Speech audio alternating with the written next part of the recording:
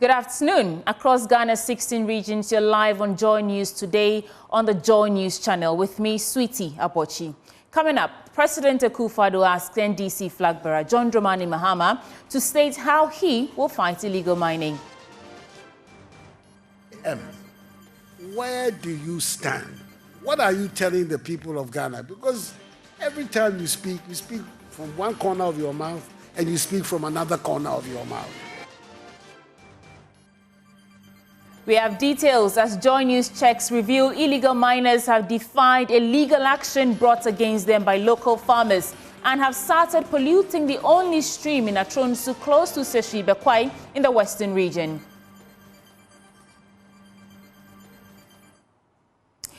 Also, one of 4 members of parliament whose seats are at the risk of being declared vacant speaks out, insists he is unfazed by the attempt.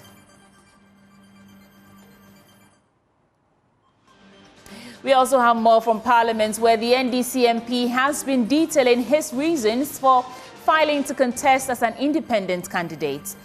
There's also business news, sports news and world news all in this 1-hour package. We are also live on DSTV channel 421, GoTV channel 125. Please stay with us for details.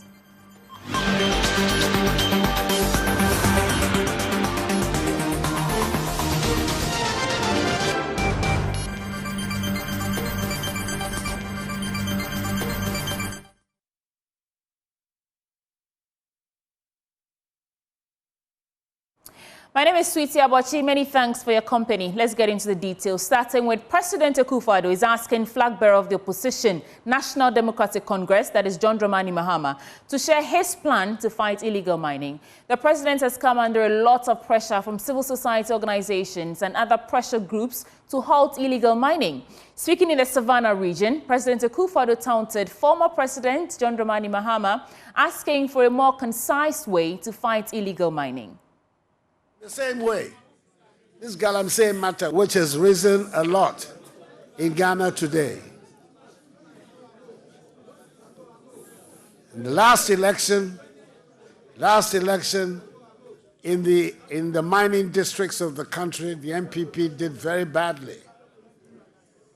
Largely because the NDC presidential candidate and the party had gone around the mining areas and saying that the policy that I was implementing of trying to stop Galamsey would be reversed when he came to power, and that those who were already in jail for offenses, the Galamsey offenses, all of them would be amnestied. When I said I was putting my presidency on the line, that's what I meant, that I was prepared to take the political risk involved in trying to deal with this Galamsey phenomenon. The result, of course, was that the mining districts, especially in the western region, all of them, including almost, nearly, even Takwa, was lost to the MPP. That is what I meant when I said I'm putting my presidency on the line, that I was prepared to take the political risk involved in coming to grips with this problem. Today, he's saying that no, he doesn't believe in jailing that he's against Galamsey, that he will enforce the law. So once again, we have to ask ourselves, Mr. J.M., where do you stand? What are you telling the people of Ghana? Because every time you speak from one corner of your mouth and you speak from another corner of your mouth. Let us hear from you direct, straight up, what do you stand for? We need to know.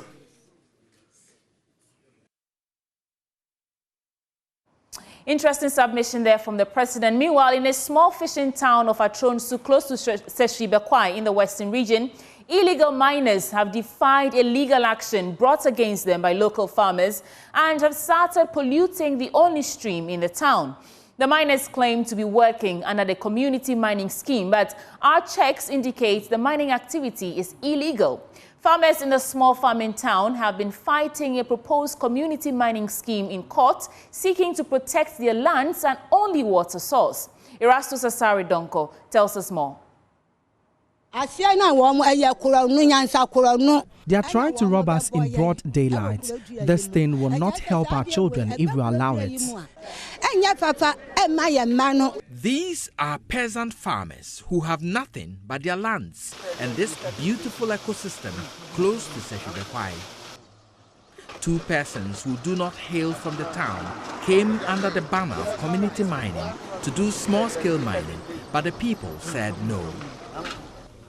They are concerned about the degradation of the land and pollution of the Atronsu stream, considered a legacy bequeathed to them by their ancestors. A few days ago when we went to the farm, we couldn't use water from the stream to spray our cocoa. How do we live our lives if our livelihoods are being destroyed? God created the water. It's not in the hands of human beings to destroy it. Water is life. But despite illegal action pending in court, the miners are still going ahead, mining inches from the stream. In this low-lying area, their embankment has broken down twice, spilling mining residue into the stream and denying the farmers water for irrigation. We were shown these mining licenses, but our checks indicated the mining activity here doesn't tally with the geolocation spelled out in the document. Our attempts to film the devastation was met with some resistance by some youth who insist mining should be allowed to give jobs to the youth.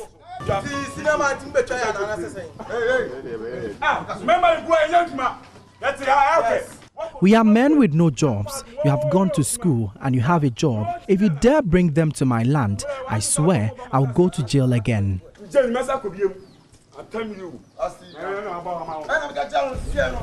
But an incensed farmer group in the town say the entire livelihoods of farmers in the area cannot be sacrificed for gold for a few. Galamsey is not the only job on earth. You can get income from growing pepper, tomatoes or okra. We have seen the devastating effects of Galamsey elsewhere.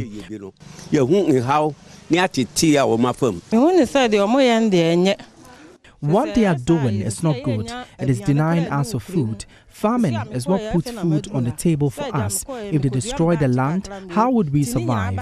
Reporting for Joy News, Erastus Asaredonko, Atronsu, Western Region. Away from that, let's now take you to Parliament, where one of 4 members of Parliament whose seats are at the risk of being declared vacant says he is unfazed by the attempt from within his own party. NDC MP for Memphis Central, Peter Akufo-Addo, is the only NDC MP contesting as an independent candidate in this year's election. The minority leader and Tamale South MP, Haruna Idrisu, is leading efforts to have him and 3 other MPs from the NPP side ousted from Parliament. Peter Akufo-Addo says he is not bothered by the move. Yes, you cannot eat your cake and have it. I mean, there has been precedent that the former foreigner MP also did the same, and his seat was declared. Well, not because 2 months you can't have re-election, and he went ahead and won the election. So, but because there is precedent, because Right Honorable Speaker Michael Quay declared that that was the way to go. But if you go to the article very well, if you go to the article and the condition in the Constitution, it says that you cannot cross carpet. I mean, if you are an NDC, you cannot tomorrow get up and say that you are MPP.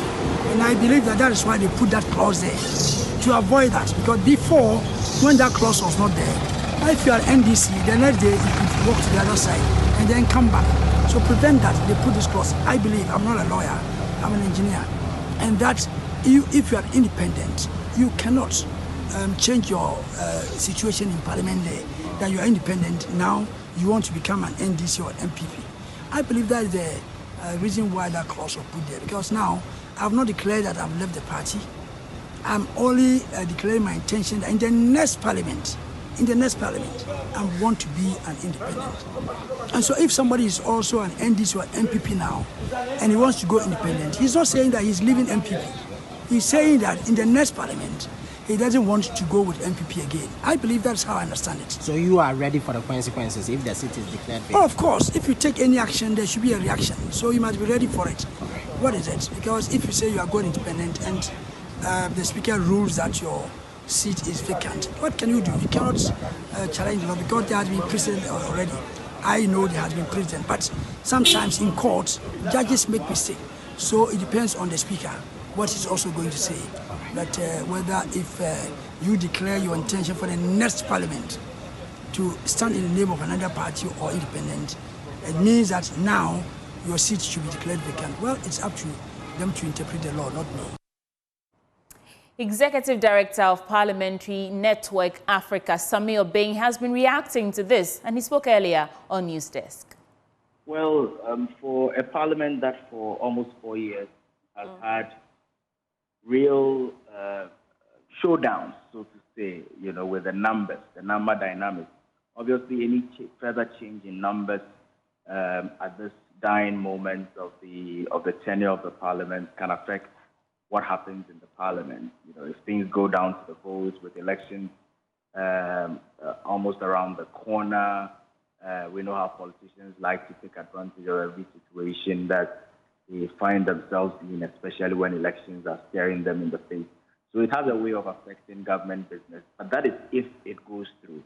And for us at Parliamentary Network Africa, we hold the view that if there is any significant thing that can happen with this current situation, it will be an opportunity for the Speaker of Ghana's Parliament now to correct that error of a ruling that was delivered by Speaker Okwe some 4 years ago, because we held the view then and still maintain the view now that ruling then was seriously in error. That precedent shouldn't have been set at all. And we look forward to how the opportunity to correct that error will be utilized this time around, as the Speaker Fabin has asked for a few days to deliver a reasoned ruling.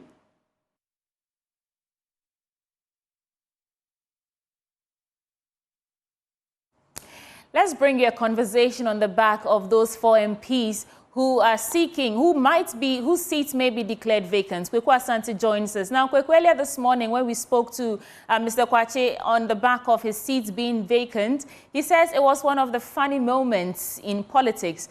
But tell us, why is the MP going independent this time round? Well, Sweetie Abochi, the MP has been explaining that he has been unfairly treated by his political party, the NDC. He says that he has significant issues having to do with the nomination of Madam Joanna Kujo, who actually won the parliamentary primaries. He actually went to court, and the court injuncted Madam Joanna Kujo from holding herself out as an MP. While that matter was pending, the NDC annulled that entire election, a reopened nomination, and he actually picked nomination only for the party to disqualify him at the last minute and then go ahead and declare Madam Joanna Kujo as the parliamentary candidate for the constituency. And he does not feel the party has treated him fairly, for which reason he's going independent. In his own words, party has just not been fair to him. Kweku, Parliament resumed yesterday. Have you cited the other 3 MPs yet? Well, no. In fact, of all the 4 MPs who are at the risk of losing their seat, only Peter Yakwachiaka, the minority MP, has been around. The MPP MP for Agona West, Cynthia Morrison, hasn't been in the House. NPP MP for Suhum Kojo Asante hasn't been in the House. Deputy Speaker Andrew Amnoko-Siama has also not been around. And so 3 of them haven't been around. It's only the NDC MP who has been here. If you look at the votes and proceedings from yesterday, all of them marked absent. This morning as well, I haven't also cited Peter Yakwachiaka, but understanding that he may show up. But all the other NDC MPs who are caught up in this melee have not attended the sitting yet. Thank you so much, Kweku Asante, who is our Parliamentary Affairs correspondent, for bringing us up to speed on that. In other stories, the National Peace Council says it is worried about the spread of misinformation and disinformation ahead of the 2024 general elections. It believes that if not halted, this could lead to confusion, mistrust, and potential violence. Nana Bwachi-Yadom joins us from Kumasi, where the National Peace Council has been speaking against the spread of misinformation and disinformation through new and traditional media. Nana, thank you so much for joining us. Now, what is this peace crusade really about? This piece crusade by the National Peace Council is to make sure that every stakeholder who is involved in the 2024 general election is brought on board to make sure that anything that is related to peace is being treated fairly, to make sure that political parties share their ideas, and to also educate electorates on the need for us to have a peaceful election. Well, the Peace Council has said that there has been numerous concerns, there have been numerous petitions here it has received concerning how people intend to disrupt this particular election. And so it has taken it upon itself to embark on a national peace talk. And now it is time for the Peace Council to engage stakeholders in the Ashanti region. As I speak to you, they are engaging the Muslim community, they will be engaging the Christian community, engaging political parties, and also the Electoral Commission officers here in the Ashanti region. So aside engagements of community, does the Peace Council, have they expressed any other ways they intend to deal with misinformation and disinformation ahead of the election? Well, the major concern about misinformation and disinformation with regards to the National Peace Corps by the National Peace Council has to do with the media, especially the new media and the traditional media. For the Peace Council would be engaging some journalists in the Ashanti region to also advise them on how to spread information across board during the 2024 or during the December 7th polls. The Peace Council has said that in recent years it has experienced numerous instances where misinformation and disinformation has distorted electoral processes, especially in the 2020 election. And so it intends to curb this particular crisis by engaging journalists to make sure that there is no rush to declare election results at the local level or the regional level, and even during the national declaration in itself, there should not be any rush to declare election results. And so to curb disinformation and misinformation, even throughout the campaign period, the National Peace Council, aside engaging political parties, will be engaging journalists to make sure that there is a flu spread of correct or accurate information.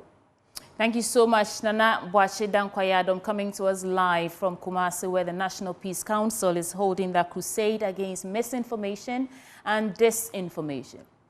Moving on, scores of registered voters in the Ashanti region are raising concerns over accessibility and delays in the Electoral Commission's new online re-exhibition of the Provisional Voters Register. Some registered individuals record delays in waiting time to receive their details as they raise concerns over possible data leakage.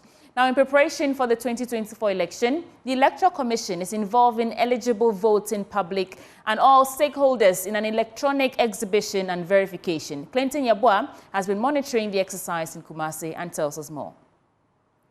Electoral Commission announced the commencement of re-exhibition of the Provisional Voters Register. The new procedure is an outcome of the special IPAC meeting held on 1st October, which advocated for the revised register to be re-exhibited online for registered voters to check their details and report any discrepancies to the Commission for correction. Voters can check their details via a shortcode and have their details sent to them on their phone numbers.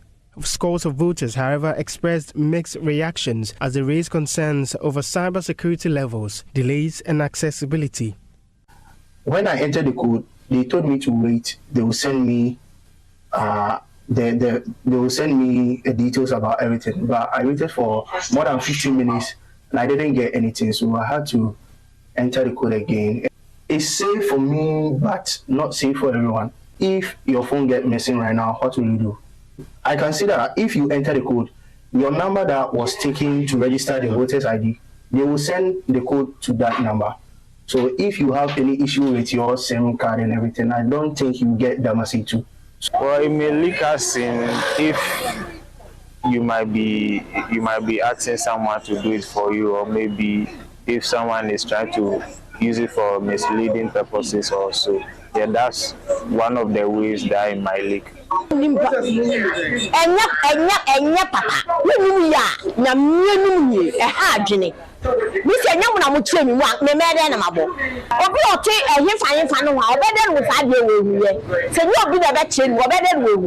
Some registered voters in the Ashanti region indicated that the new process is laudable. They, however, suggest awareness should be heightened to rope in illiterate voters. The Commission is asking voters to report discrepancies identified to their offices.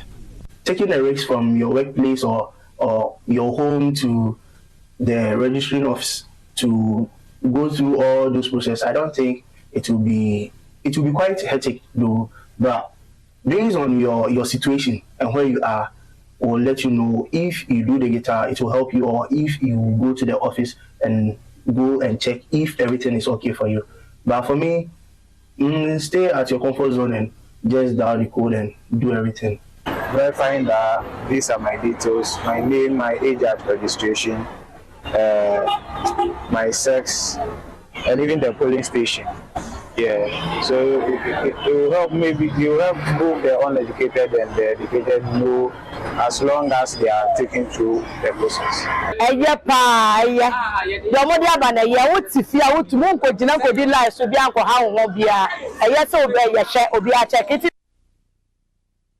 Reporting for Joy News, my name is Clinton Yeboah. And Clinton Yeboah actually joins us live with updates. Clinton, first I want to find out, was your personal experience the same? And secondly, how long is the duration of these delays that you report? All right, thank you very much. So we have been touring offices and homes, and personally I've tried checking out my details. Yeah. What happens is that when you try it for the first time, when you try the prompt for the first time, it might take you about 15 minutes to get the details sent to you. And for someone who might be very busy, you may not want to keep an attention on waiting for the prompt or the information to come. And you might forget that you have even initiated such a prompt. So you may receive the details, but may have forgotten that you have even initiated a prompt like that.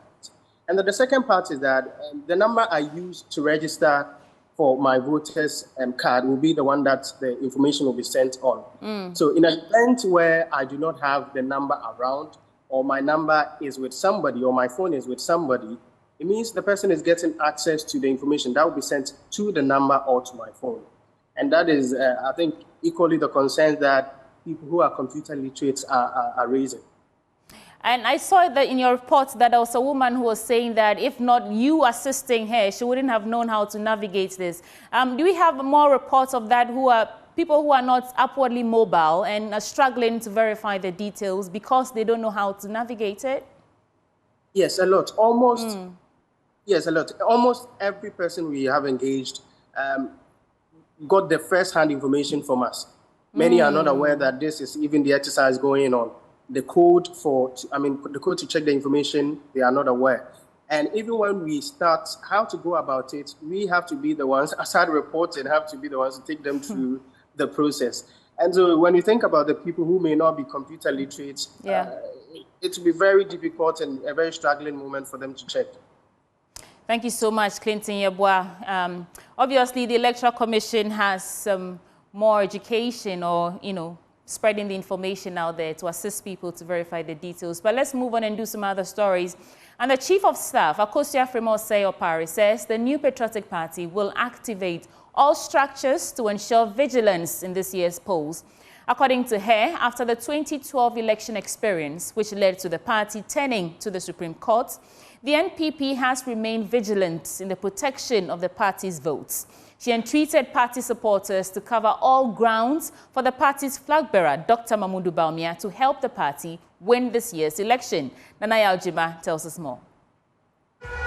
Aside from the continuous calls for credible polls from the Electoral Commission, political parties contesting the upcoming polls have often emphasized the need for vigilance at the polls. According to the Chief of Staff, the party's lack of vigilance led to a defeat in the 2012 elections, hence the reason for strategies to guard against it. Addressing traders at the Kumasi Racecourse Market, Madam Frima Opare emphasized that the party will ensure the protection of ballots for credible polls. 2012.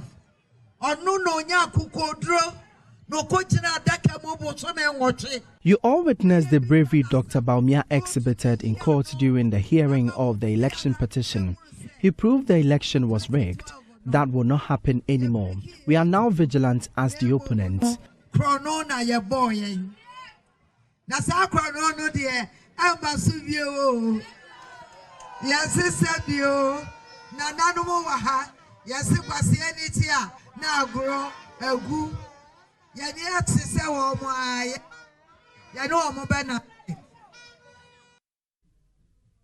On the track record of the sitting government, the Chief of Staff said she believes the flagship policy, Free SHS, is one that has positively impacted all households in the country. The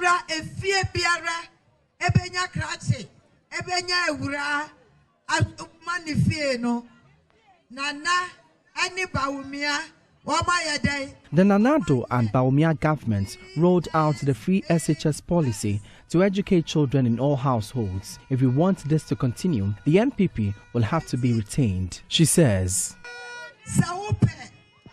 Free SHS, Wubato na baseng.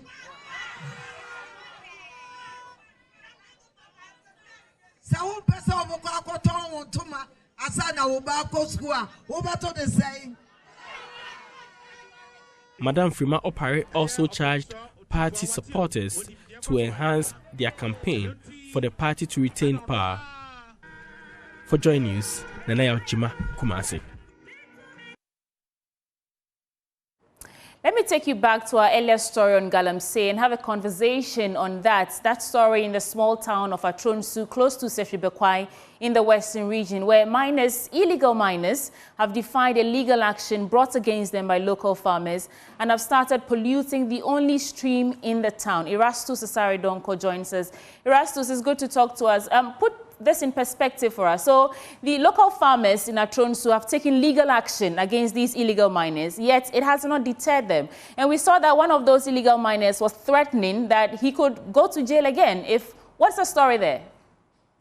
Yeah, when we tried to film the devastation, they accosted us and they were so angry at the person who took us there, our fixer.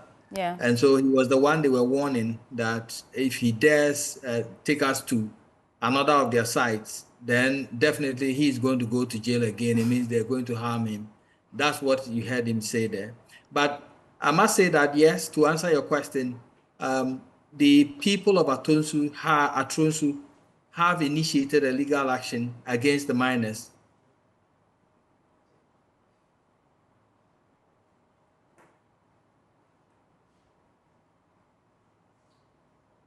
It appears we've encountered some challenges with Erastus Asaridonko, but we will try to reconnect with him and bring you those details and put the story in perspective.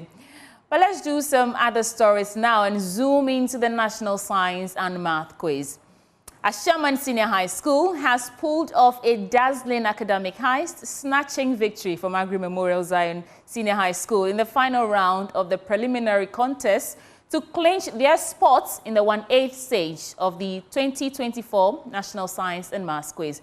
Now, in a contest where Agri started strong, but Ashaman finished stronger, the first-timers, Ghana-Lebanon Islamic Senior High School, also gave it their all, but could not keep up with the high-flying battle between the big contenders. Jacqueline and Samaya Bwa is on that beat and comes with updates. Jacqueline, tell us more.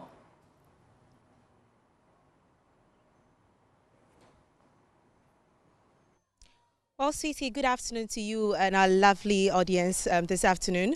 So just as you were saying, today all the contests that we've witnessed from all the three auditoriums, from Auditorium 900 to SGS, and currently I am at CNC, all the contests that have happened so far earlier this morning, they've all been a close contest. So let me just run you through some of the scores for today. So the end of the contest at CNC, it witnessed a contest between St. Mary's Boys Senior High School, Krobo Girls, and Kintampo Senior High School. But then St. Mary's Boys won that contest with 45 points. And the contest between Ashaman Ghana Islamic Lebanon Senior High School and Agri Memorial, Ashaman Senior High School won that contest. I was there, and that contest was very close. Now, Ghana Lebanon Islamic Senior High School is a new school. They put up their best. They left with 21 points. And at Auditorium 900, we have Akumfi Ameyao SHTS, Awudomi Senior High School, and Sewa Kese, with Akumfi Ameyao leading with 47 points. And they just won with just 1 point gap as against Awudomi Senior High School. But currently, there's a contest ongoing at all the various venues, which let me just run you through. So where I am right now is CNC, and we have one-time champions, which is St. Thomas Aquinas, Edukrom Presby Senior High School, and Okuapeman Senior High School is currently ongoing. They just finished with the first round. And also at Auditorium 900, we have a Buakwa State College, Islamic SHS Kumasi, Wale Wale SHTS. And as the SGS Auditorium, we also have Sugakofe SHS, Adidome Senior High School, and Keje Senior High School. Well, these are the contests that are going on at these various venues right now. So today, the contests are 4 each, and we are all in the second bout of contest for today. Thank you so much, Jacqueline and Samaya. Well, obviously, the contest is getting fiercer by the day, and they are on that beat. Will be bringing us all the updates as it unfolds. Now, let's take a break, and we will return with business news anchored by Winston Take.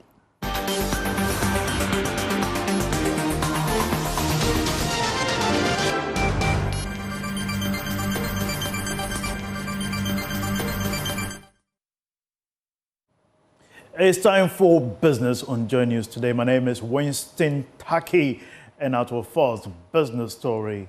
Former Finance Minister Seth Terkper has raised concerns over the rising interest on Ghana's debt following the recent Eurobond debt restructuring. According to him, the sinking fund was earmarked to cap the burden while providing leverage for the economy to expand through debt resettlement. He spoke to the media during a virtual press conference in Accra. There's a precedent of something that works. You know, and the first is to go a begging and expect your debt to be forgiven, right? Or at least part of it to be forgiven. And then now you come back and your citizens will have a haircut. As a result, we lost confidence because of haircuts and other things, which has occurred now, rebuilding that domestic bond market. And when we say that, oh, we've now finished the restructuring, we are back in the markets. Let's start. Charity begins at home. Are we back in the Ghanaian market? We haven't been able to issue the bonds. At least we finished the domestic restructuring a long time ago. We are struggling to make the payments that are due. So we are not back in the Ghanaian market, right? Or if you dare go to the Ghanaian market, that's how come treasury bill rates, the one we are relying on, those who suffer the bonds don't want to come back to the market, you know, are started selling at 30%, and we just brought it back as a result of fund program money and others. You know, to 20, even then it's still 20s. Now, in other news, the Institute of Energy Security has expressed its support for the growing calls to merge the Public Utilities Regulatory Commission and the Energy Commission of Ghana. This proposal, which has gained momentum among other industry experts and policymakers, is viewed as a strategic move to streamline regulatory functions and eliminate overlaps in the oversight of the energy sector. Combining the two regulatory bodies will not only result in significant cost savings, but also enhance the efficiency and effectiveness of energy regulation in the country. The Institute believes that a unified body will better manage the complexities of Ghana's energy challenges, leading to improved outcomes for both consumers and industry stakeholders. The IES emphasized that merging the PURC and Energy Commission would strengthen policy formulation and implementation within the sector. It highlighted that the energy landscape in Ghana requires a more cohesive regulatory framework to address current challenges, including energy supply and pricing issues.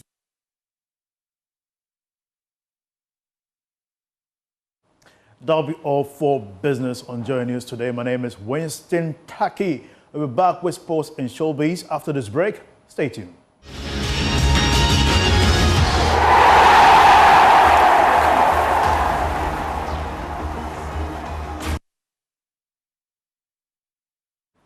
Time now to bring you sports here on JoyNews Today with me, Muftaru Nabila Abdullahi. Ghanaians have expressed disappointment about the performance of the Black Stars In the ongoing African Cup of Nations qualifiers, Ghana is on the verge of failing to qualify for the AFCON for the first time in 20 years, and many are demanding that head coach Akufo-Addo should resign. Yeah, there's no spirit in the team. You see, there is something like a soul of a nation are the homegrown players. Now, there's no soul in the whole team if you look at the team, because it seems the foreign players are more than the homegrown players. And these players, if you look at them on the pitch, they have no motivation to play football. You see, moreover to our coach, I don't think the coach will help us, because this is not the standard of coach that need to coach a team like Ghana Black Star. We are known in Africa as a football nation, but look at what is happening to Ghana today. There's no love out there. The players are not committed, and everything is just going the way it wants. So what's the name? The GFA president, Keto Kreku.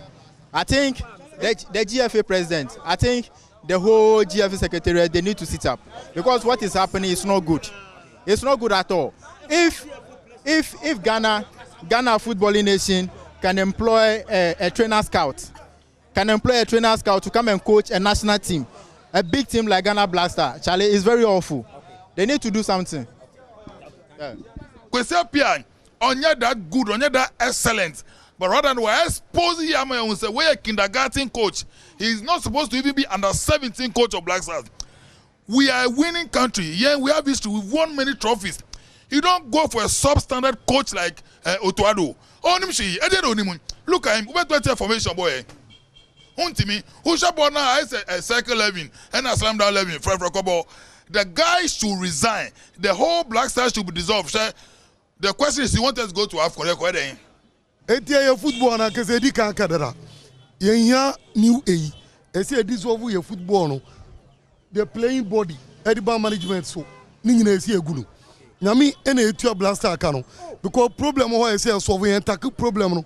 Ebi ana de nam na nipa kekre bi ni we chire na omo tan ket nipa kekre bi na tan Akufo-Addo. Obi ehun so Akufo-Addo abo ket ni tiewu. Omu nyina skedi enti no mo. Nyami na etua mo kana decline na ye decline no. Ye decline wie ye. You better from class in say. The right thing now, you better from class in say. I don't know the GF on what I did about the Papa Bear Pan or more added up to Ghana football. Your league here, just and player back up in the local league no account. What's the use of the league? What's the use of the FA? The bedroom maybe a woman can no create. Mummy, see you know who I no. I was expecting 4 goals. What's wrong with the idea? Because you are going mobile. Now, I'm never bought run. One man of the match. It's not that we don't have the players, but the administrators are the main. Former Vice President of the Ghana Football Association, George Afriyie, says that Akufo-Addo should stay and learn on the job. He was speaking on the AM show. Looking at qualification, it's almost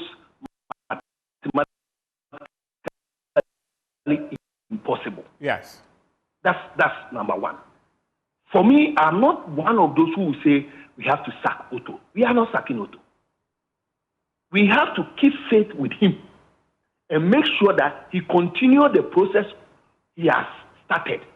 Because remember, we still have the World Cup qualifying where he is still the coach. Yes. So we have to still give him the needed support. But for going for this current AFCON, let's accept that we are out and allow Otto to take his decision and learn on the job.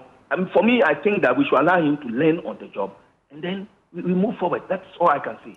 Uncle George, you know many Ghanaians, so this is the solution to the problem because we've been to 2 AFCONs, exited at the group stage. No, I'm not for it. Solutions, proper solutions as to how players are called up and all that. That one I leave that to the coach. Because at least, now, you see, Muftar, let me tell you something. There are so many unanswered questions as to why we failed to win here and to also beat Sudan. And those questions, you, the media, must ask. You see, what are those questions? The way players pulled out prior to this match is questionable. As to today, me, I'm not convinced the kind of excuses being given as why Partey couldn't come, as why Joseph Pencil couldn't come, and another player from US, this pista couldn't come, Osman Bukari couldn't come. I'm not convinced. That's your sports for now. We'll do have more sports stories on myjoyonline.com. The news continues right after this.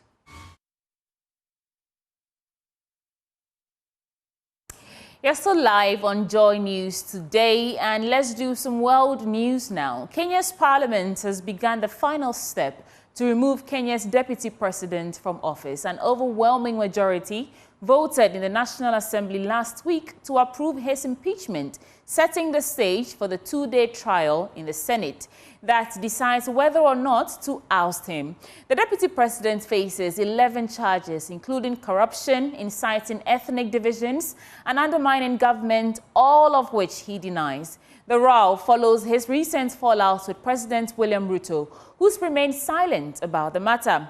The trial is being conducted before the full House of the Senate after it abandoned a process to set up an 11-member committee to investigate the charges. And that does it for world news. We'll come back with Showbiz shortly.